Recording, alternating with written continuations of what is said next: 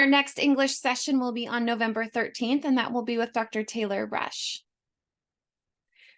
This Wednesday, we're hosting our final expert briefing of the year. So we'll be talking about hallucinations and delusions in Parkinson's. Psychosis can be a frightening word. In Parkinson's disease, the medical definition of psychosis usually starts with mild symptoms that can have a big impact on the quality of life. Psychosis can vary from severe confusion to seeing things that aren't there to believing things that are not true. Find out what causes these symptoms, how people with Parkinson's might experience them, and management strategies. You can find out more and register for our expert briefing this week on November 8th at parkinson.org/PD Health. This year, we're hosting 6 Care Partner Summits, 5 in-person regional events that we just hosted last weekend. Let me know if you attended a Care Partner Summit in your hometown or nearby in the chat. And this weekend, we are following up with our national webinar. So Saturday, November 12th, we will host our Care Partner Summit. The topic and objective of this year's summit is to address difficult conversations, and we'll have opportunity to engage and apply some of the tips and tools that our expert will be sharing with us. So sign up for that. That register link is parkinson.org/summit.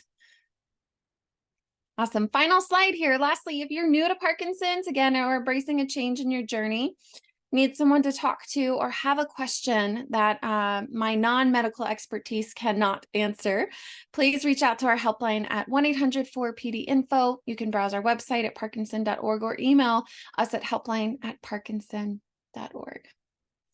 And now we welcome back Devin. Devin, thank you so much for being here today. Appreciate you guiding us through mindfulness. Hi, everyone. It's so good to see you, to be with you again. I'm appreciating your chats. I'm also in Oregon, Shelly. So saying hello from Ashland, Oregon. I've been traveling all over the place, and I finally arrived home just yesterday. So really wonderful to be with you all again. I was with you last month. We talked about gratitude. And this month, we're going to talk about joy. So gratitude and joy are pretty similar.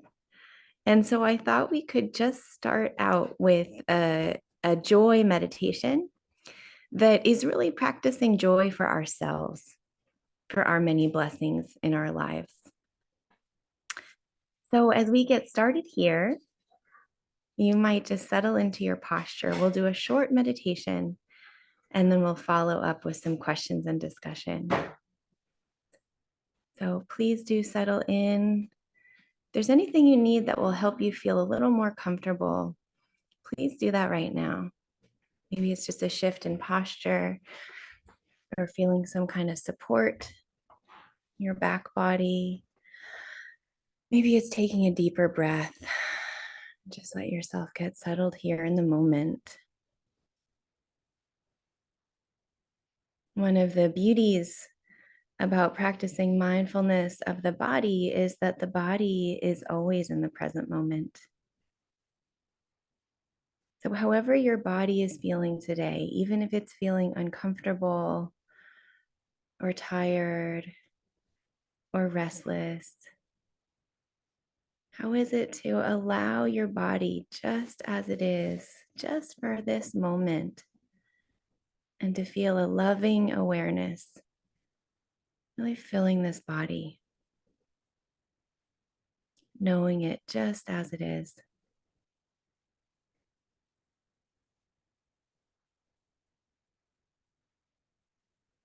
And so just like last month, we'll start by taking account of all of our many blessings in our lives. And so you might start with some people in your lives, maybe your support folks, your grandchildren, your friends. You might think about Krista and Danielle, who do so much to support this community. I know they're on my joy list. Other people who bring joy when you think about them. Blessings in your life. And maybe just feel into the uplift of the heart as we think about those we're grateful for. heading into here in the States, heading into this month of gratitude. And just feeling how the body responds when we think about all those people who care for us, who love us.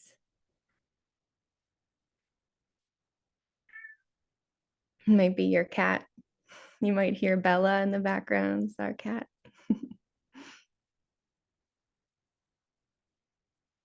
And now maybe expanding to reflect on other blessings in your life. Maybe there's some beautiful fall trees in your surroundings wherever you live. Taking some gratitude for the season and the beauty of the autumn.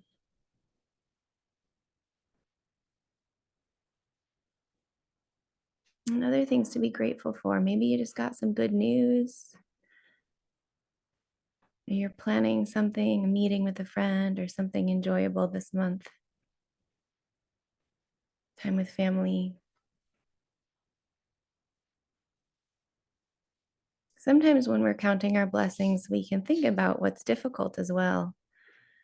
And we're not trying to shut out what's difficult, but we're including all the goodness, because often we have negativity bias. So we want to bring in positivity bias where we really take count of all of the goodness.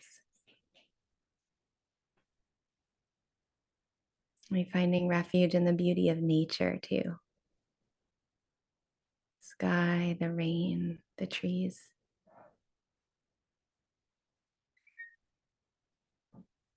Just again, feel how your heart might open or uplift as we take account of all the joy, the blessings in our lives.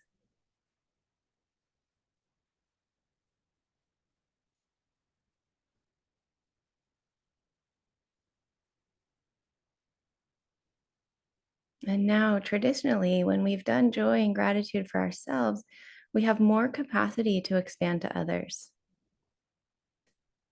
So we'll move now to reflect on someone in your life who's doing really well. This could be a grandchild in college,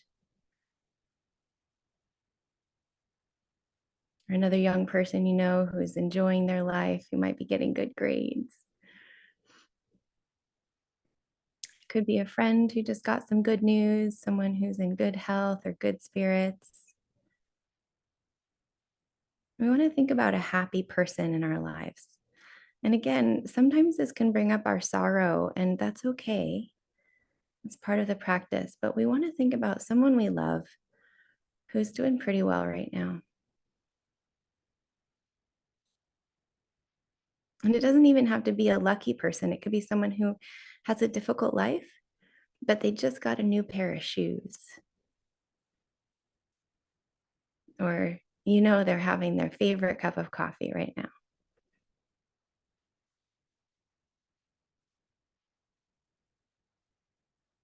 And as we reflect on the goodness in someone else's life, we might just celebrate with them. This practice of joy is about celebration.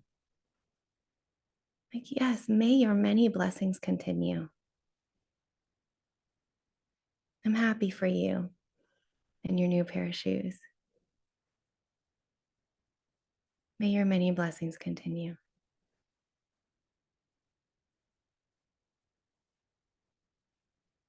And just see if your mind is very creative. It can be playful here. Just to think about other things, people, events that you know are good. Someone who is working in service and taking joy in their service.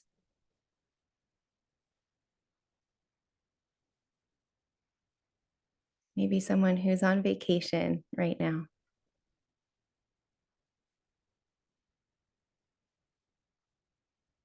Just considering all the good things that you know are happening all around us, but we might overlook. Pretty easy to overlook what's going well.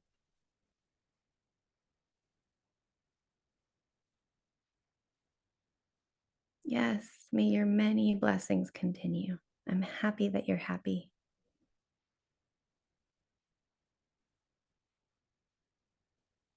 You might think about babies that are just being born right now. What a deep blessing.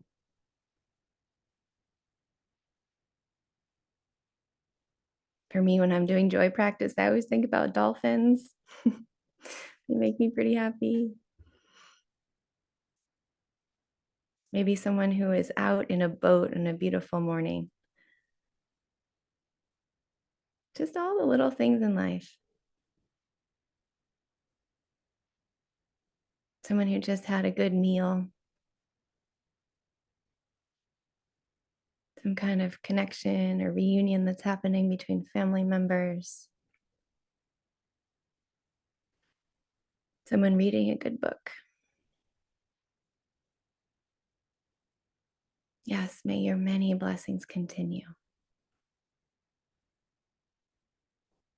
And so these phrases, I'm happy that you're happy. May your many blessings continue. We can use these. We can use these in our practice just to help us remember joy.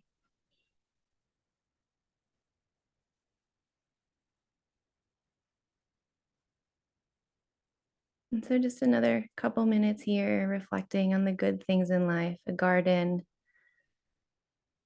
right? A comfortable chair, our pets. Just letting your body, your system really take in what's good. Seeing the good.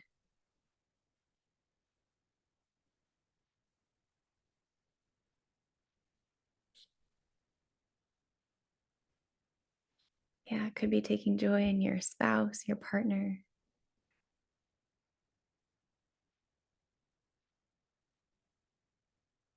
Could be taking joy in your peaceful solitude. Some of us really enjoy time alone.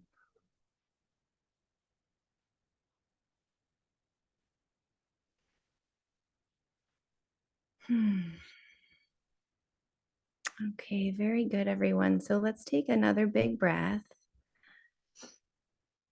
And we'll just transition out of the formal meditation.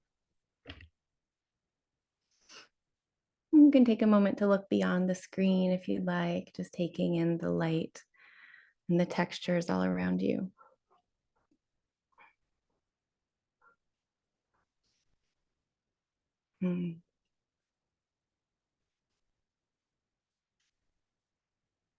Okay.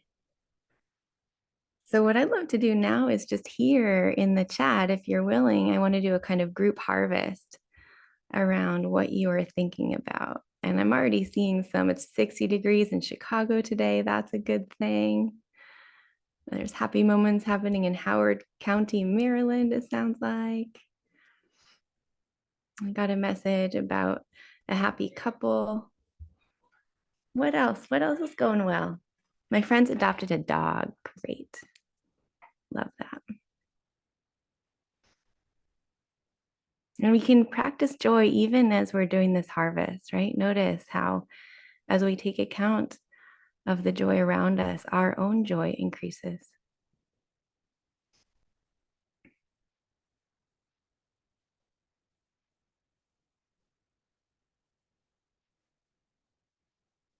As soon as I thought of loved ones and pictured them, my body was suffused with warmth. Wonderful. Thank you. Yeah, me too. I'm sitting here looking at some beautiful fall colors in Southern Oregon. Oh, thank you. Friend newly in love. Yeah, we love that. That's why we like romantic comedies. We can rejoice in someone else's goodness. November 13th is World Kindness Day next week. I didn't know that. That's great. Yeah, we had a family gathering on Sunday. So sweet.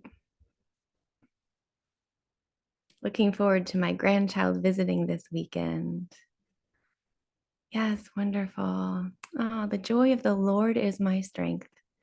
I'm so happy my husband and I are still together. Yeah, beautiful joy.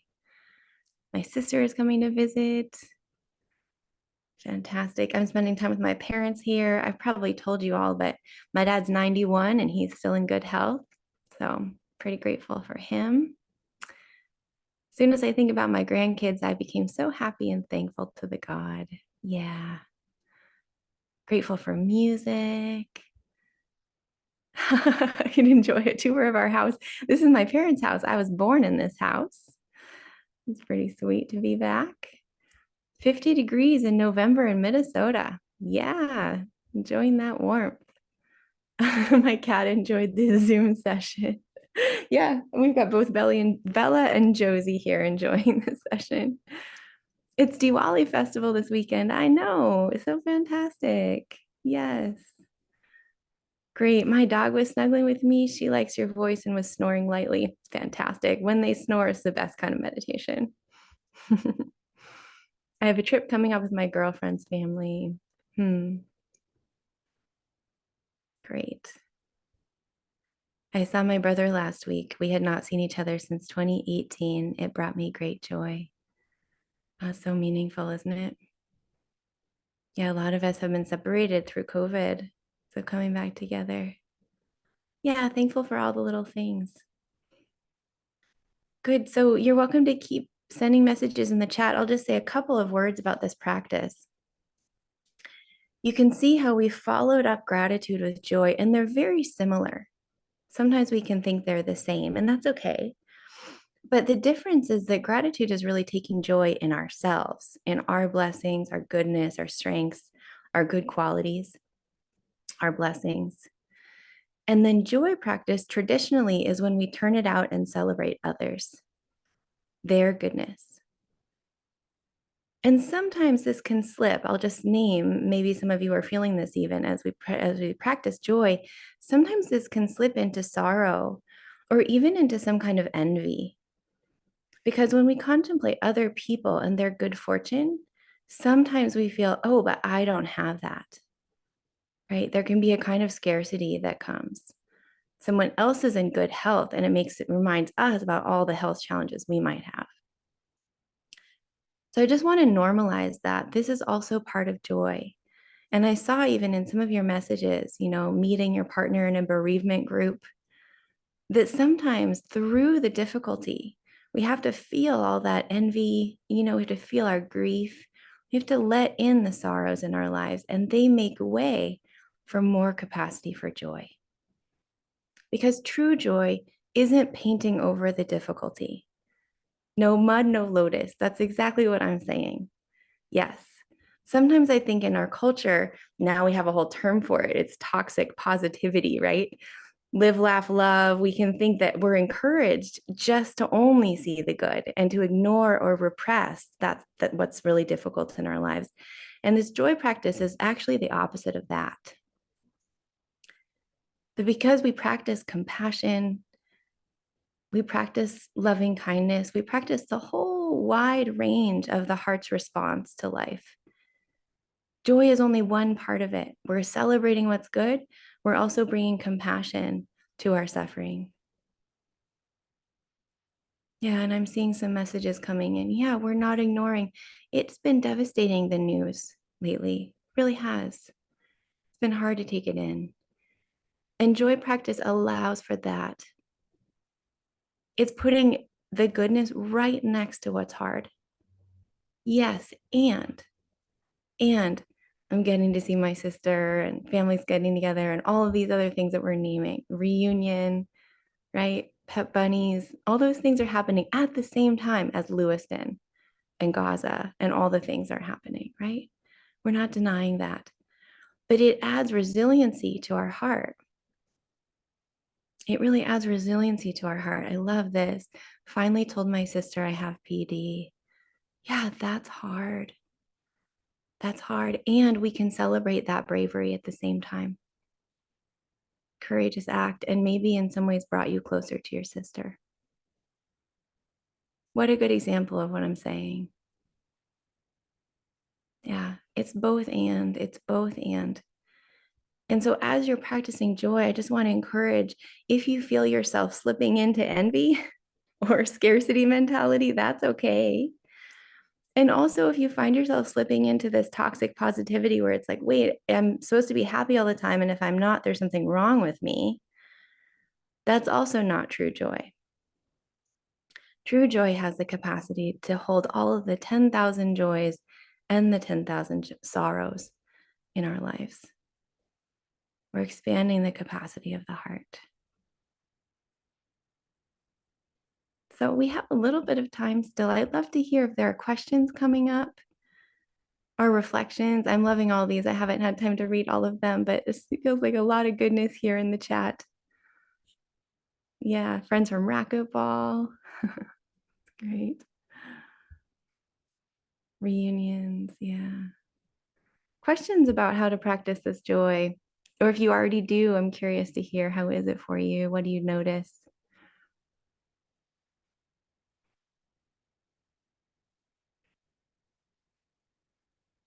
I'll just give a pause to see if any questions come in the chat.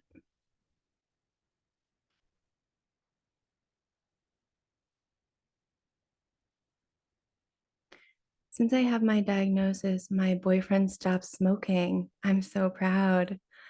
Yes, this is it. This is both. And we feel the joy and the sorrow right in there. Yeah. Thank you, Julie. Yeah.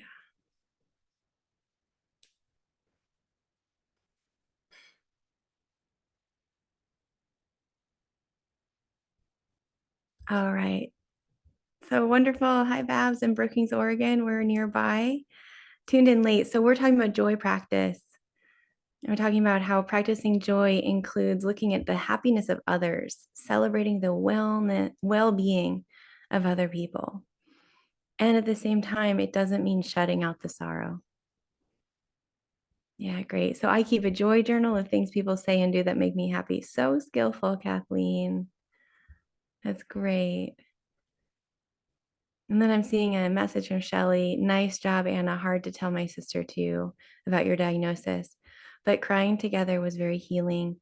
She reminded me of what I do have when PD is taking away from my life. We are very close. Yeah, she's practicing joy too. So much wisdom in this room. Really, a lot of wisdom. So I can tell you a little story from my own joy practice. I try to do this every day.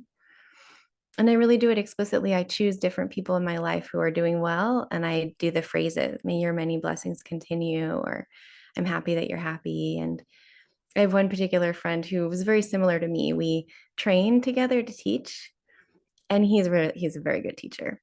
And so I often use him because he's very successful. He's like traveling all over the world, teaching these retreats, and has big classes. And usually I just feel so much happiness for him. Like, yes, he's good. He deserves it. He's such a good teacher. And sometimes when I'm doing that practice, I notice myself slipping into comparison. Well, I don't know. 3,000 people aren't showing up for my practice, right? My teaching. So when I see my mind doing that, now I'm sort of used to feeling that tip. I'm like practicing all this joy and gratitude, and then it tips into jealousy. And when that happens, having a sense of humor is a really good thing.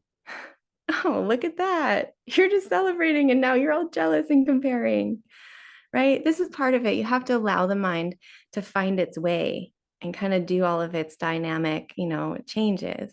And more, we're growing our capacity to celebrate others and ourselves. We don't, sometimes I think we have this assumption that there's only a certain amount of love or joy to go around. Like if this other person has it all. But the more we practice, the more we see actually it grows more and more. So we can actually borrow another person's joy.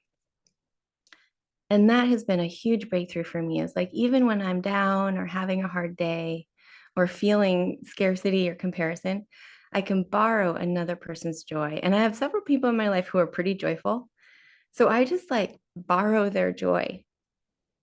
So I want to offer that to you too. You can do that. You can borrow Krista's joy. You can borrow my joy.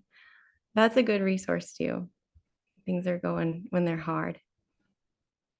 And I love seeing this. My older brother and I have built a stronger relationship. I'm so happy to hear that. Yeah. So all this joy in the room, all this good news, you can draw on that too. This is all your joy.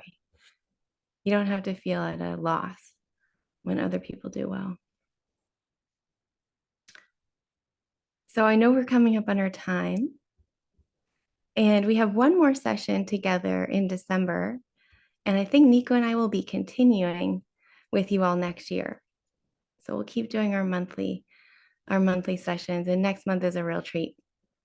I'll keep you in suspense about what we'll do, but we'll be celebrating the end of our year together. Ah, great. And I see a note. I'll be celebrating my 63rd birthday with my 2 grandsons tomorrow. Well, happy birthday, Emily. That's fantastic. Good. Yeah, good. I'm glad borrowing joy is a good idea. Yeah. All right, my friends. Well, it's a joy to be with you. Thank you so much for your practice. Thank you for coming today. And a lot of gratitude for Krista and Danielle, all the ways that you support us. And I really hope that you have a joyful month heading into the holidays here in the US. Good. All right. Wishing you well. I'll see you next month. Thanks so much, Devin. And I see you all off with a smile right now. So I will see you again next week with that joyful smile. Be well, everyone. Until then.